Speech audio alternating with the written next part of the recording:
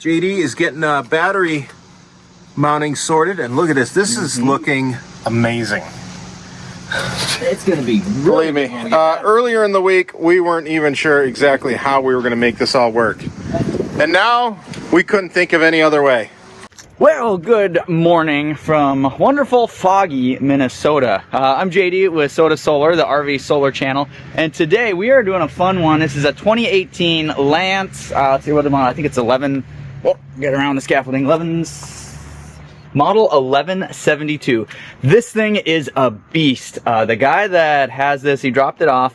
He wants to go pretty much everywhere with this. He's planning on taking it up the Alaskan highway, which is crazy, bouncy, all sorts of stuff. He actually did his own solar rack on the top. You can kind of see it up there, welded up all that aluminum. We are only going to be adding actuators to that so it tilts, but we're installing the Victron system in this back down here in this little area right there. And let me tell you, this is going to be a fun one.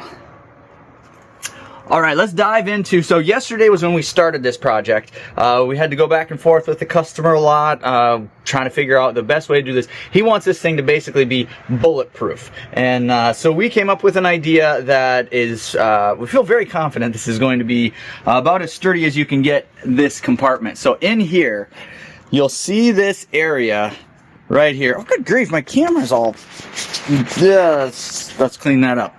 There we go, that looks better. So this compartment here, I'll climb in here a little bit. The bottom part here, actually from this level down, is just that plastic tub that can't hold a whole lot of weight. So we went back and forth on a few different ideas, trying to figure out how to fit 4 of the Epic 460 Essential Series batteries in here, or three of those batteries. Then basically a full Victron system, Lynx distributor. We're going to be doing 3 solar charge controllers on that board. The Cerbo, Lynx distributor, smart shunt, and then all the breakers and shutoff switches to go along with all that stuff. But how to fit it in here, and he's still hoping to have a little bit of storage. I think we've accomplished that. And the way this system, or this rig particularly is, so on this level right here, there's an aluminum frame all around the back side. It's actually covered up right here by the carpet. But it's a square tubing aluminum. It's pretty tall. I want to say it's probably 1.25 inches tall, going all the way around there.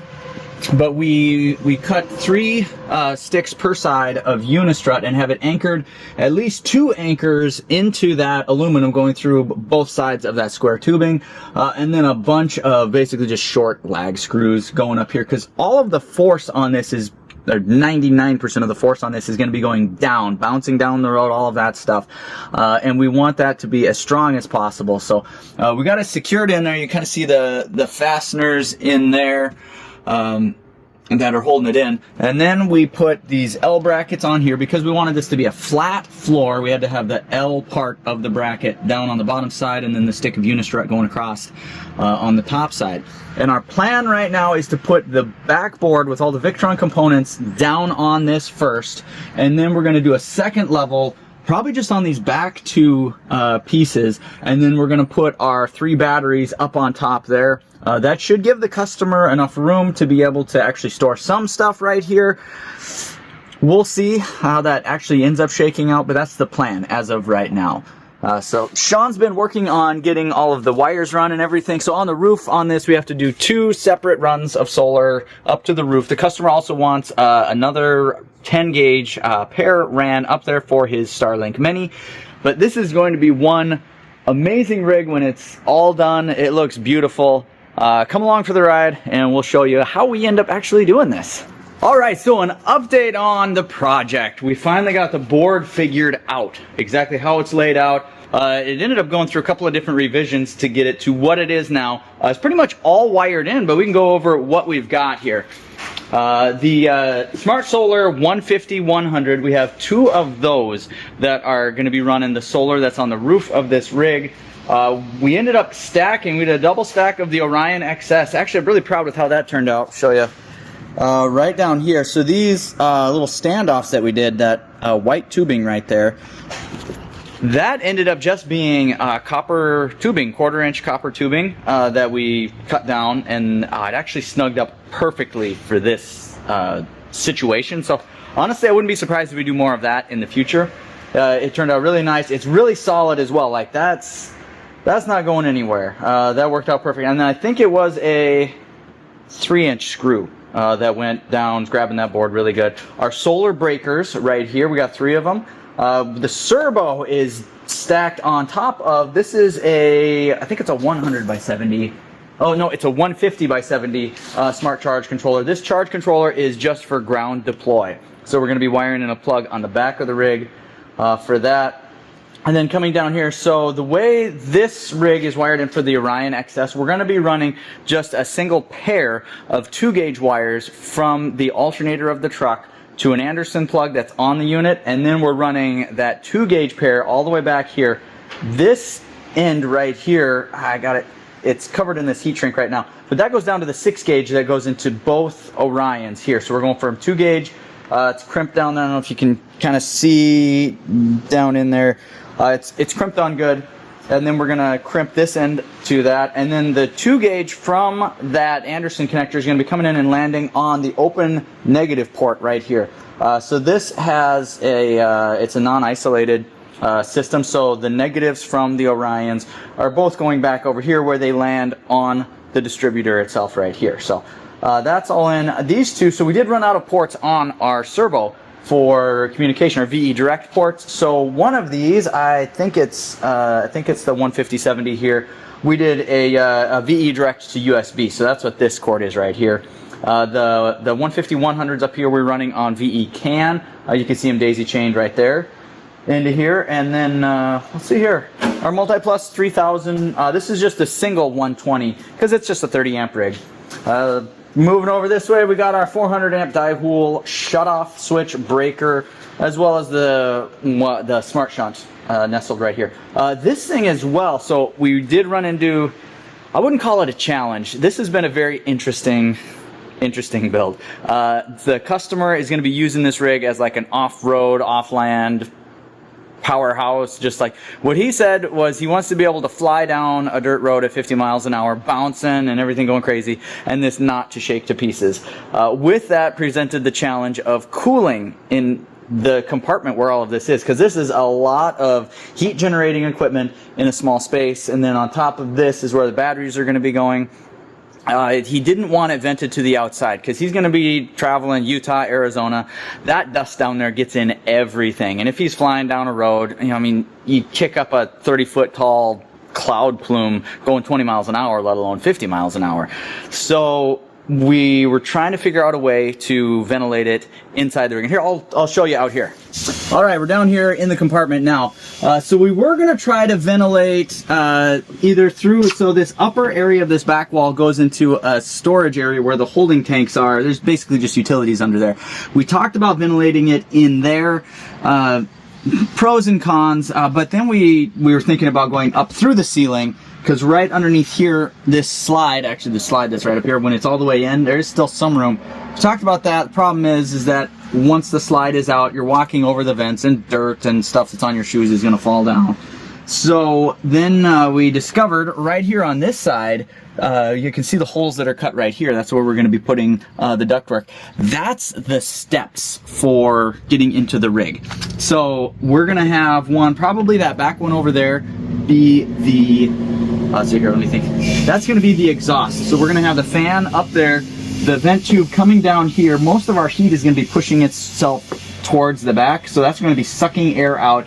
This is going to be our intake right here. I'm not sure if we're going to put ductwork on this to bring the fresh air down when it's being pulled in or not, but that's going to be exhausting the hot air, and it's all going to be in the step. That way the inside of the rig, air conditioning, all of that stuff has the ability to keep everything cool down here.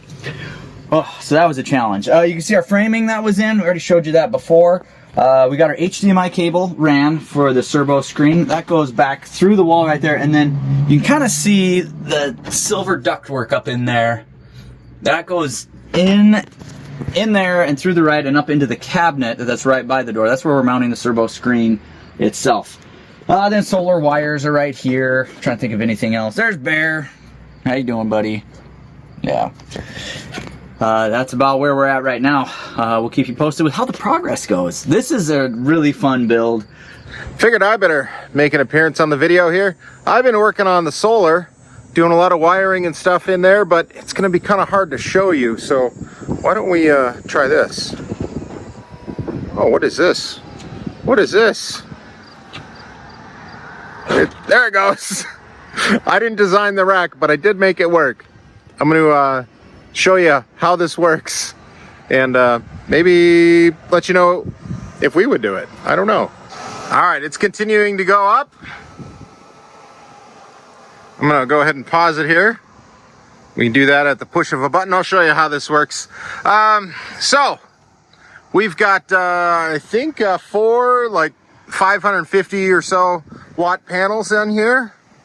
And customer had his good buddy or somebody weld up this exquisite aluminum rack here, and it is extremely well built. Look at this, like 1/4 inch angle aluminum, very nicely welded, stacking dimes here. I'm not a welding expert, but it's way better than what I would ever be able to do, so looks good to me. We got things wired up here. Try to leave enough slack so you know, it can go all the way up. So basically articulated the panels all the way up. I don't know if we're going to do that because we do have a little bit of wind and it makes me a little bit nervous, and it's not mine. But we will probably be playing around with it once JD gets the batteries taken care of downstairs, or down in the back compartment that he's been diligently working in. Yeah, we're not using the original solar port. We have a port all the way in the back there that we installed. It's kind of tough to get to, but running everything up and down the back corner of the RV there. We've got 2 sets of solar, the linear actuator wires, and that all comes together. We pretty much ran solar wire for all this stuff because it's UV rated, it's not going to break down, and it's just a really good way to go. So that's the long and the short of it there. As far as the articulation, I hope it's not getting too windy.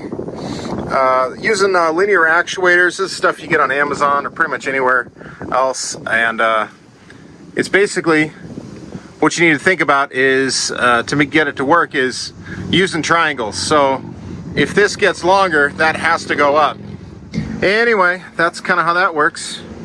Show you. We'll go back down now. Look at that.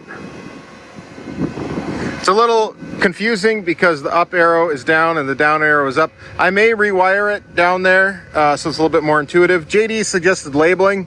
I kind of like the idea of making the arrows mean what they should mean. And the thing I did make note of is you got to stop these before they get to the bottom, or before they completely bottom out.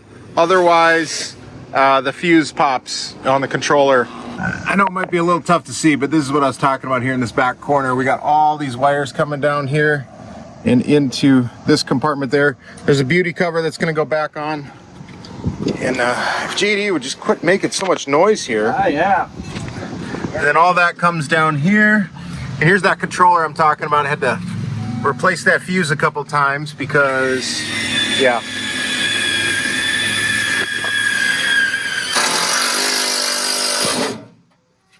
JD is getting battery mounting sorted, and look at this. This is looking amazing. It's going to be really, believe me. Earlier in the week, we weren't even sure exactly how we were going to make this all work. And now, we couldn't think of any other way. Because it's probably about the only way. I think so. There's only a few ways you can fit this much stuff inside there. Yep, we're putting 3 of these epic 460 amp hour heated lithium batteries. All right, I've got the AC splice done. We ran the output of the MultiPlus into this splice that goes to the panel, and then the output of the transfer switch that says panel, we ran that to the input of the MultiPlus, and that's all covered up now because JD here has done a wonderful job here, and I think we're getting stuff done. What are we ready? What's next step here? Looks like let's hoist some batteries in here. I hope that fits in there. We'll see. Do we dare put a? This is not the right time to be asking that question. I'm pretty sure it'll fit. Yeah, it better. Yep. In case you were wondering, he does do work. Who? See? Oh, You. yep. It's putting the stuff back together. We are officially on the wrap up of this project. Wanted to give you the recap of everything we did, tried, how that went, all of that stuff. Sean is just now buttoning up. Why did you pull out the microwave up there? Because we were trying to figure out how we were going to mount the screen. We were hoping to be able to mount it inside further. Doesn't really make sense to show it. We couldn't get there. There's pretty much no hollow walls in this, so we ended up having to run everything through this corner right that corner there. Yeah, it's tough to see with how bright it is. There we go. And then JD it goes all the way down. JD figured out how to get, I think, from this compartment that we put everything in into this guy, and then so we ended up mounting it there. It's kind of weird, but the customer did say that they're going to be planning to spend a lot of time outside, so this is pretty much at eye level. It is. When you're outside. I'm staring right at it. It's perfect. So, so down here was our ventilation. This one right here, this is the exhaust. So the fan is going to be blowing air out here. This is the intake. I'll go show you the inside. So between, from here to the inside of that compartment is just it's about 2 inches thick. Where it's a 1/4 inch ply on this side, and then I think it's 1.5 inches of styrofoam, and then a 1/4 inch ply on the other side. So that's where that is. The batteries were in here. It's now emptied. We got the old wires in there, heat shrinked on the end, and zip tied off to the side. I was still cleaning up a few different things in here, but we got our Cerbo screen mounted right here. We've already tested shore power. We're charging the batteries on shore power right now. Solar's working good. We're getting about 500 watts of, is it about 2,000 that's up there, Sean? Yeah, I think they're 550 plus watt panels. Okay, so a little over 2,000 watts up there right now. And we got some clouds. I don't know if you can see, we got some high clouds. So not getting ideal solar conditions right now. But it's working. And then this switch right here, the customer wanted us to wire in. This is for his Starlink Mini. He's going to be throwing a Starlink Mini on the back area up there. So we had to run that switch, well, connected into the 12 volt and then down, over, and up. Let's see here. What else do we got? In here, this is the transfer switch compartment. This is also where we made a number of other connections. Right down here, you'll see this lug right in there, and then there's another one back behind over there. This is basically the main positive and the main negative for the 12 volt system that we tied into for the rig. This thing right here is the controller for the actuator, right, Sean? Yeah. The controller for the actuators for the panels that tilt up above. And then we made our AC connections inside this box right here. So the transfer switch, the output of the transfer switch right there. So we got, let's see here. So on the transfer switch itself, there's a generator going into it and shore power going into it. The output of that transfer switch, this chair doesn't roll worth a darn, goes into the MultiPlus right here. And then the output of the MultiPlus goes to, we actually had it spliced into the breaker panel, the wire that goes to the breaker panel up there. And it's just a 30 amp rig, so we ran 10 gauge Romex for that. And here is the install itself, and it's working amazingly well right now.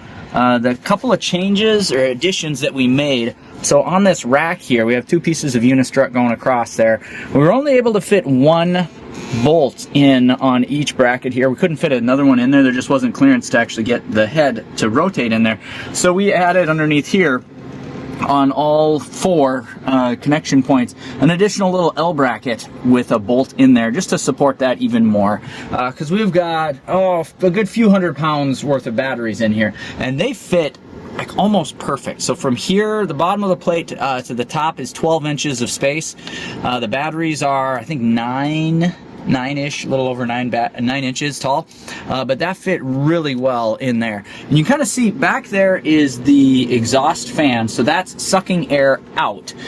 You can see that tube runs down right to the top of the MultiPlus, because that's where most of our heat is coming from, and that's what we want to get rid of the most over there. And our solar charge controllers are going to be producing heat as well, but that's in that same area.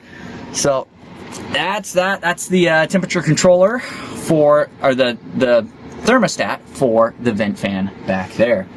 Trying to think of what else we did. Oh, you can see kind of back there in the corner is where the connections that go from the truck to the Orion DC-DC chargers right here.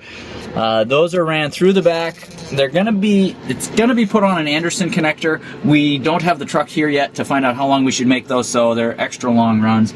We got our solar connection for ground deploy. You see the wires coming up right back there. That's this 150/70 charge controller here, and we have that coming to this port right here. And it's got the MC4 connectors, male and female right there, so they'll just be able to plug in there. How many watts are they putting on ground deploy, Sean? I think they were thinking as much as 800, yeah. Yeah, maybe 800, up to 800, which is quite a bit for ground deploy. All right, this is all of it, I think. Is that everything, Sean? I think so. I think that's all our stuff. Yeah. So, well, thanks for following. Oh, and there's a bear hiding underneath. He's keeping a watch on the road to see if any UPS drivers show up that need to be chased off. Bear, come here. Say hi to everybody.